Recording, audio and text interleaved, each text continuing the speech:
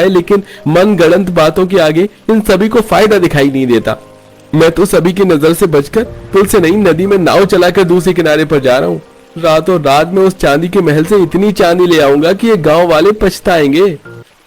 रितेश ऐसे ही बोलते हुए नाव से नदी को पार कर नदी के उस पार जाने लगा। वो नदी के दूसरे किनारे सिर्फ चांदी के महल के लालच में जा रहा था। ये कहानी है एक ऐसे गांव की जो नदी के एक किनारे बसा हुआ था। बीच से नदी बहती थी और नदी के उस पार किसी का घर नहीं था, बस एक चांदी का महल था जिसको लेकर गांव वालों का मानना था कि वो महल भूतिया है। चांदी का महल हर रात हीरे की तरह चमकता था और उसकी सुंदरता लोगों का मन मोह लेती थी। वैसे तो नदी के उस पार जाने को एक पुल बना हुआ था, लेकिन कोई नदी के उस पार जाता नहीं था। आज रितेश नाम का एक आदमी चांदी के स्वार्थ में नदी के उस पार नाव से जा रहा था। लो जी, आ गया मैं नदी के इस पार। हाय हाय, चांदी कैसी चमक रही है। आज तो यहाँ से मैं अमीर बनकर ही जाऊंगा।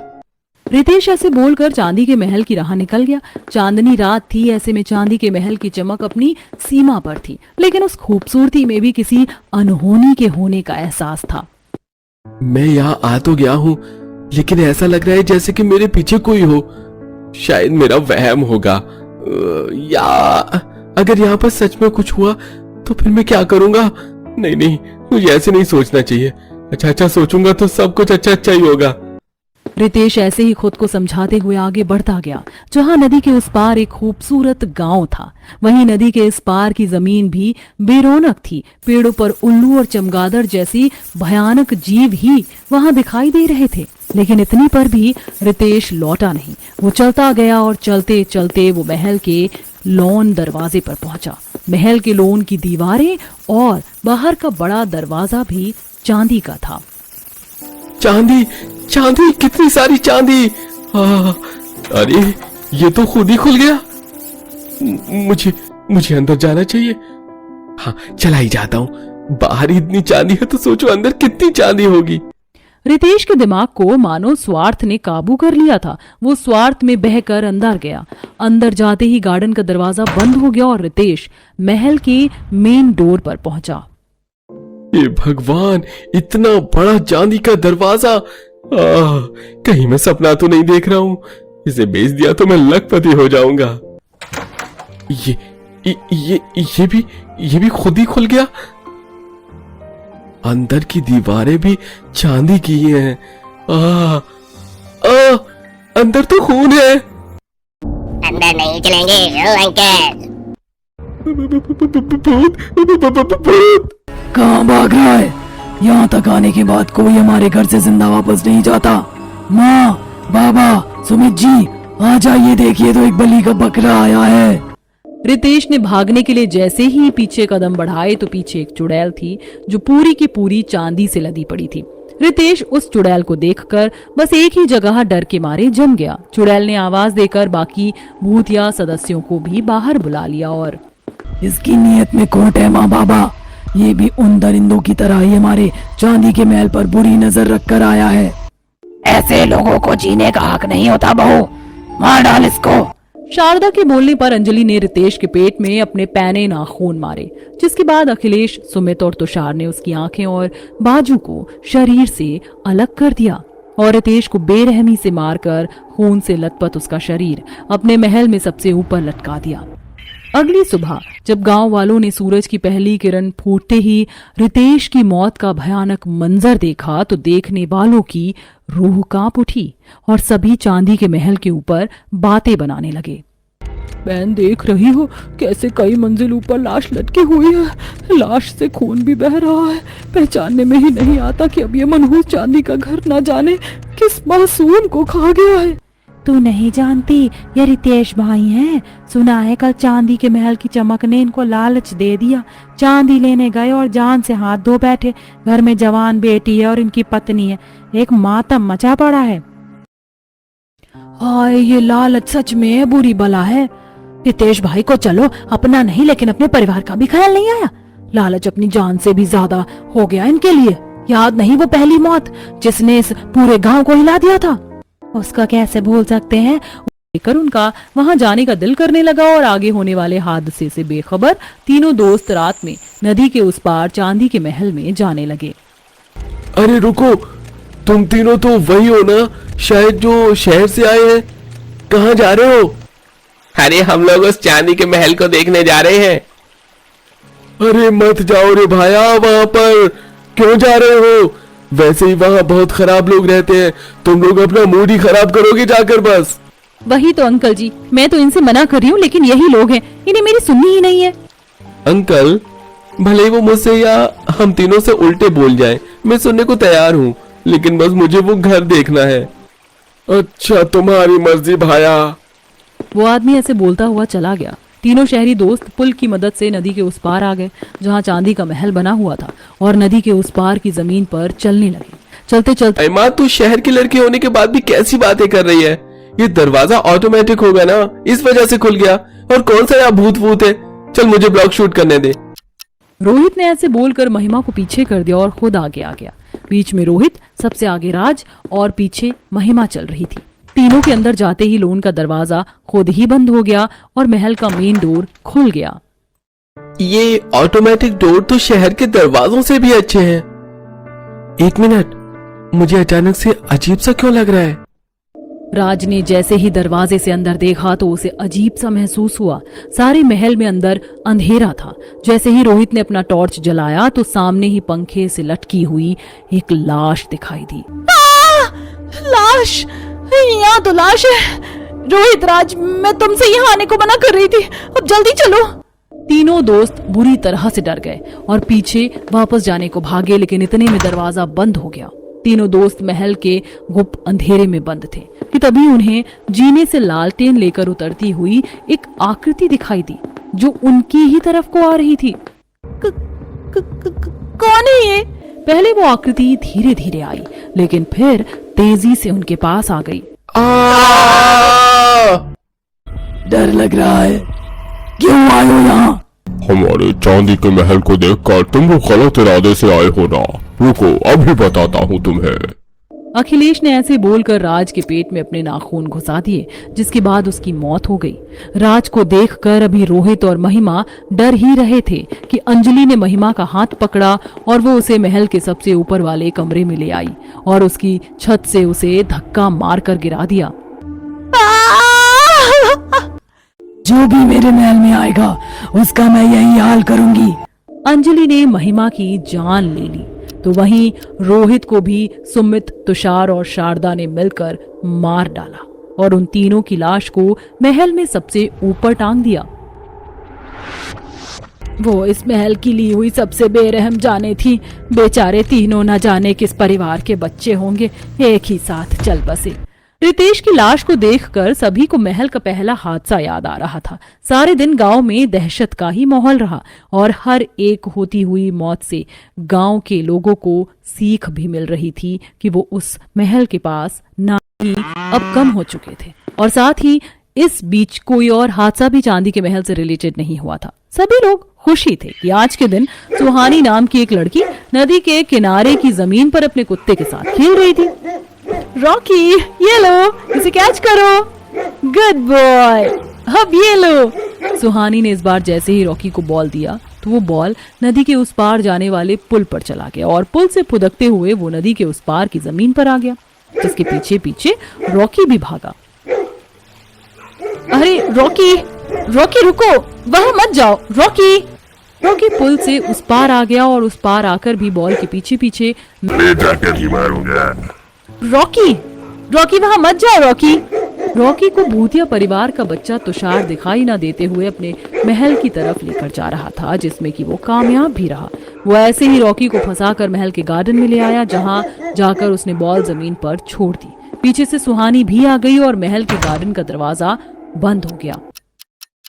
रॉकी, ऐसे भागते नहीं। अरे ये मैं कहाँ हूँ? चांदी का महल? क्या मैं चांदी के महल की जमीन पर आ गई? क्या मैं चांदी के महल की जमीन पर आ गई? हाँ, तू चांदी के महल की जमीन पर ही है। और अब तुझे बताए ना कि यहाँ से तो और तेरा कुत्ता कहाँ जाओगे। ज्यादा मत भौंक कुत्ते, नहीं तो तुझे बीच से फोड़कर महल की दीवारों पर लटकाऊंगी। हमें जाने दो चुड़ैल, हम यहाँ अपनी मर्जी से या किसी गलत इरादे से नहीं आए हैं। गलती की माफी तो भगवान देता है, तू नहीं जानती शैतान क्या देता है। अंजलि ने ऐसे बोलकर सुहानी का गला पकड़ लिया और उसे हवा में उठा दिया। जब रॉकी ने ये मंजर देखा तो वो अंजलि पर झपट गया। ए कुत्ते, हट मेरे ऊपर से।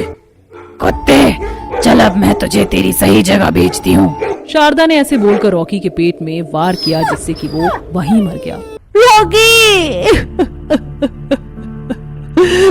बहुत रॉकी का दुख है ना तुझे, चल तुझे भी तेरे रॉकी के पास ही भेजते हैं। अखिलेश ने ऐसे बोलकर अंजलि को सुहानी को मारने का इशारा दिया और अंजलि ने सुहानी की गर्दन तोड़ दी। इस 2 लाशों को भी महल के सबसे ऊपर ही लटकाया गया। अभी 1 महीना होते होते लोग रितेश के हादसे को भूल ही रहे थे, जो आज उन्हें सुहानी की लाश लटकी हुई दिखाई दे गई। माँ, देखो महल के ऊपर कुछ है। कुछ नहीं होगा। हे भगवान, एक और लाश। जिसने भी वो लाश देखी सभी का दिल दहल गया और तब गांव वाले आपस में इकट्ठा हुए। अब तो हद हो गई बहनों और भाइयों, ये भूतिया चांदी महल तो बस जाने लेने पर ही है।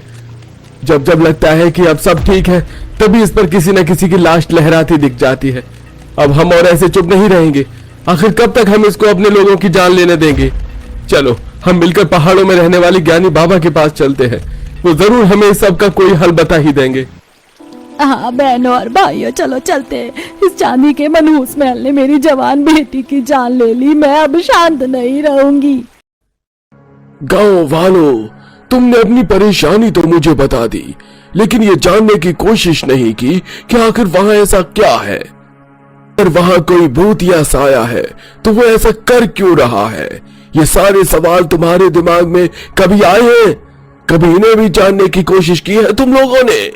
बाबा की बात सुनकर सभी गांव के लोग शांत हो गए और उनके समझ नहीं आ रहा था कि वो क्या बोले।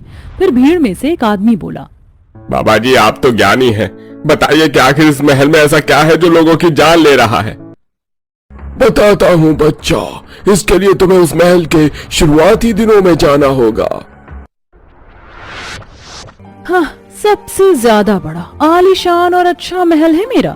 इन गरीब गांव वालों के बीच में मेरे पति ने चांदी का महल बनवाया है।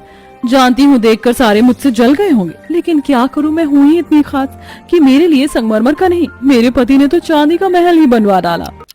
अंजलि बेटा, देख बाहर नदी के उस पार से गांव वाले आए हैं, चल मेरे साथ नीचे आ जा। इन गांव वालों को मुझसे क्या काम है? बोलो क्यों आए हो? हमारे गांव में आपका बहुत बहुत स्वागत है।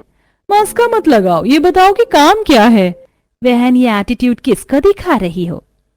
तुम लोगों को और किसे? अब जल्दी से बताओ कि क्यों आई हो सारी की सारी, मेरे चांदी के महल के दीदार करने या कुछ चुराने? बहन, हम लोग गरीब हैं, तो तुम हमारे चरित्र पर आ जाओगी। चाहे गरीब है लेकिन अपना कमा कर खाते हैं, समझी? तुम्हारे तो तेवर ही अलग है। चलो बहन। सारी गांव की औरतें अंजलि से मुंह फेर कर चली गईं। अंजलि की आदत बहुत ही ज्यादा खराब थी, वो कभी भी किसी से सीधे मुंह बात ही नहीं करती थी। उसने नदी के उस पार महल भी इसीलिए बनवाया था ताकि उसे गांव के लोगों से दूरी मिल जाए। अंजलि की इस खराब आदत का वाकया सारे गांव में मशहूर हो गया, जिसके बाद कभी कोई अंजलि की चौखट पर जाकर नहीं झांका।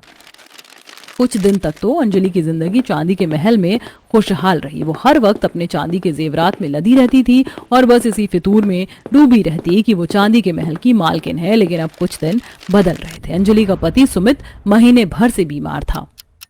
शारदा और अंजलि, सुमित की हालत तो दिन पर दिन बिगड़ ही रही है। मुझे तो डर है कि इसे कोई लाइलाज बीमारी ने न पकड़ लिया हो। जल्दी को सोचो कि इसे कहाँ लेकर जाना है। सुमित ही हमारे घर का इकलौता कमाने वाला है, अगर इसे कुछ हो गया तो हम क्या करेंगे? सभी तरफ टेंशन का माहौल था। मेरी बात का जवाब भी नहीं दे रहे, बस उंगली हिला रहे हैं। आप चलो। हे भगवान, हे भगवान, एक ही दम से किस कमबख्त की नजर लग गई मेरे हंसते खेलते परिवार को। अंजलि ऐसे ही बोलते हुए अपने सास ससुर के साथ सुमित के कमरे तक ही जा रही थी कि तभी रास्ते में ही उन पर 3 गुंडों ने बंदूक तान दी। बस देखा मैंने, बोला था ना कि घर वाला इकलौता मर्द मौत और जिंदगी के बीच झूल रहा है। हम आसानी से इन्हें लूट सकते हैं। कौन हो तुम लोग? क्यों आए हो? जाओ यहाँ से। जा रहे हैं अम्मा जी, लेकिन ऐसे नहीं। ठाकुर ने ऐसे बोलकर सबसे पहले शारदा को गोली मारी। माँ जी, शारदा, मेरी पत्नी। ये बुढ़िया तो 2-4 साल बाद अपने आप से ही निकल ही जाती, इसके लिए रो रहे हो? या ले बुढ़े, तू भी अपनी बीवी के पास जा।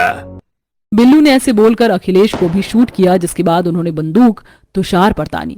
नहीं नहीं, चाहे तुम मेरी जान ले लेना, लेकिन मेरे बच्चे को मत मारो, मत मारो मेरे बच्चे को। बच्चे को न मारे तो दे, फिर कर दे हमें माला माल। ठाकुर के बोलने पर अंजलि उन सभी को अपनी तिजोरी के पास ले गई, जिसके बाद उसने उन सभी को अपने सारे पैसे और चांदी के जेवर दे दिए। लेकिन उन दरिंदों ने सब लेकर भी एक माँ की आंखों के सामने उसके बच्चे को भी मार दिया। नहीं तुषार, मेरा बच्चा, झूठे मक्कारो, तुमने तो मेरे बेटे को ना मारने का वादा किया था। ऐसा कोई वादा नहीं जो हम निभाए। वैसे तू चिंता न कर, तू भी मरेगी। गब्बर ने ऐसे बोलकर अंजलि को भी शूट कर दिया। बीमार सुमित को भी उन लोगों ने नहीं बख्शा। सभी की जान लेने के बाद तीनों गुंडे उनके घर का सामान लूट ही रहे थे, तभी तड़पती हुई आत्माओं ने काल का रूप ले लिया। पूरा परिवार भूतिया बनकर वापस लौट आया और तुम तीनों ने मेरी आंखों के सामने मेरे फूल जैसे बच्चे को मार दिया, वो भी एक माँ से वादा करके कि तुम ऐसा नहीं करोगे। तुम्हें क्या लगा था जिंदगी यहाँ खत्म हो जाती है? अब तुम सभी मरोगे। अंजलि की तड़पती हुई ममता चुड़ैल बनकर और भी खौफनाक हो गई थी। अंजलि ने ऐसे बोलकर एक ही झटके में उन तीनों गुंडों को मौत के घाट पहुंचा दिया। और उस दिन से लेकर अब जब भी कोई महल में गलती से भी पहुंचता तो उसका हश्र अच्छा नहीं होता था। तो उस महल में हो रहे हादसों के पीछे ये कहानी है। उस महल में कोई एक प्रेत आत्मा नहीं, बल्कि पूरा भूतिया परिवार रहता है, जिसकी अकाल मौत हुई थी। बाबा, हमें तो यही लगता था कि हो न हो इन हादसों के पीछे कोई काली शक्ति ही मौजूद है, लेकिन आप तो ज्ञानी हो ना बाबा जी। हम आपसे इसी को तो निवारण मांगने आए हैं। बाबा, नदी के उस पार उस चांदी के महल से उन आत्माओं को मुक्त कर दो ना। बच्चा, ये सब उतना आसान नहीं जितना कि तुम लोग समझ रहे हो। अगर कोई एक आत्मा होती तो फिर भी मैं उसे काबू कर सकता था, लेकिन ये तो पूरा परिवार है। एक इंसानी परिवार जब एक होता है तो उसकी ताकत जानते हो कितनी होती है। सोचो, जब प्रेत आत्माएं साथ हो तो वो कितनी शक्तिशाली हो जाएंगी। तो फिर हम क्या करें बाबा जी? इसका बस एक ही समाधान है, और वो है आत्माओं की घेराबंदी। मैं तुम लोगों की सुरक्षा के लिए महल को जादुई भभूत से घेरा बंद कर दूंगा, जिसकी वजह से वो आत्माएं अपने महल से बाहर नहीं आ पाएंगी और न किसी इंसान या जानवर को फंसा पाएंगी। अब तुम लोगों को भी एक कुर्बानी देनी होगी, और वो ये कि तुम अपने मन को कितना मजबूत कर सकते हो। चाहे जो हो, उस महल की चमक पर मोहना नहीं, उससे दूर रहना। देखना, सब सही होगा। बाबा की बात सुनकर सभी गांव वाले लौट आए। अगले ही दिन बाबा जी ने पूरे चांदी के महल को जादुई भभूत से घेराबंदी कर दी, जिसके बाद भूतिया परिवार का अदृश्य होकर बाहर निकलना बंद हो गया। अब वो सभी अपने महल में ही रहते थे और गांव वाले भी उनके छलावे और बहकावों में अब नहीं